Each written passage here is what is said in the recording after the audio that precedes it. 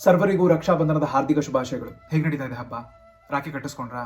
Sweet ತಿಂದ್ರಾ? Sweet ತಿನ್ಸಿದ್ರಾ? Rakhi ಕಟ್ಟಿದವ್ರಿಗೆ ಒಂದು ಒಳ್ಳೆ ಉಡುಗೊರೆ ಕೊಟ್ರಾ? ಒಳ್ಳೇದು. ರಾಖಿ ಮೀನಿಂಗ್ ಗೊತ್ತಲ್ವಾ? ನೀನು ಈ ದಾರನ ನನಗೆ ಕಟ್ತಾ ಇದೆಯಾ ಅಂತಂದ್ರೆ ಅದಂಥದ್ದೇ ಪರಿಸ್ಥಿತಿ ಬರಲಿ, ಸಂದರ್ಭ ಬರಲಿ, ನಿನ್ನ ರಕ್ಷಣೆ ನನ್ನ ಹೊಣೆ.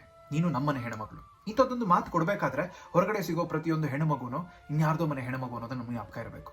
ಆಕೆ ಸುರಕ್ಷಿತವಾಗಿ ಸುಭದ್ರವಾಗಿ ಮನೆಗೆ ಬರಲಿ ಅಂತ ಕಾಯೋ ಅದೆಷ್ಟೋ ಕಣ್ಣುಗಳು, ಬೇಡೋ ಅದೆಷ್ಟೋ ಕೈಗಳಿದೆ ಅನ್ನೋದನ್ನ ನಮ್ಗೆ ಜ್ಞಾಪಕ ಇರಬೇಕು. ಪರಿಸ್ಥಿತಿ ಹಾಗಿಲ್ಲ.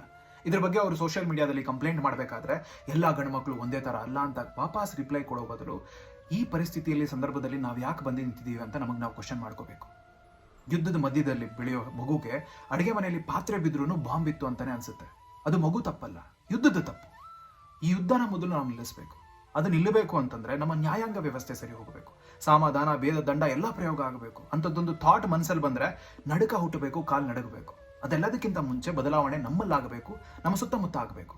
ಯಾರಾದರೂ ಏನಾದರೂ ತಪ್ಪಾಗಿ ಮಾತಾಡ್ತಿದ್ದಾರೆ, ತಪ್ಪಾಗಿ ನಡ್ಕೊಳ್ತಿದ್ದಾರೆ ಅಂತಂದ್ರೆ ಅದ್ರ ವಿರುದ್ಧ ಧ್ವನಿ ಎತ್ತೋ ಮನಸ್ಸು ನಮಗಿರಬೇಕು. ಅದನ್ನು ಸರಿ ಮಾಡೋ ಮನಸ್ಸು ನಮಗಿರಬೇಕು.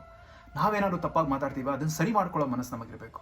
ನಮ್ಮ ಸುತ್ತಮುತ್ತ ಯಾರು ನಮ್ಮಿಂದ ಇನ್ಫ್ಲೂಯೆನ್ಸ್ ಆಗ್ತಿದ್ದಾರೆ ಅದನ್ನು ನಾವು ಗಮನಿಸಬೇಕು.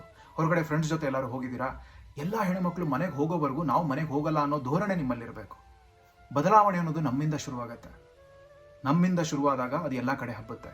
ಅದನ್ನ ನಾನು ಸರಿ ಮಾಡ್ಕೊಳ್ಳೋದು ಅದೆಷ್ಟೇ ರಾಖಿ ಕಟ್ಟಿಸ್ಕೊಂಡ್ರು ಅದು ರಕ್ಷಾಬಂಧನ ಅನ್ನಿಸ್ಕೊಳ್ಳಲ್ಲ. ಇದೇ ನಿಜವಾದ ರಕ್ಷಾಬಂಧನ. ಯೋಚನೆ ಮಾಡಿ.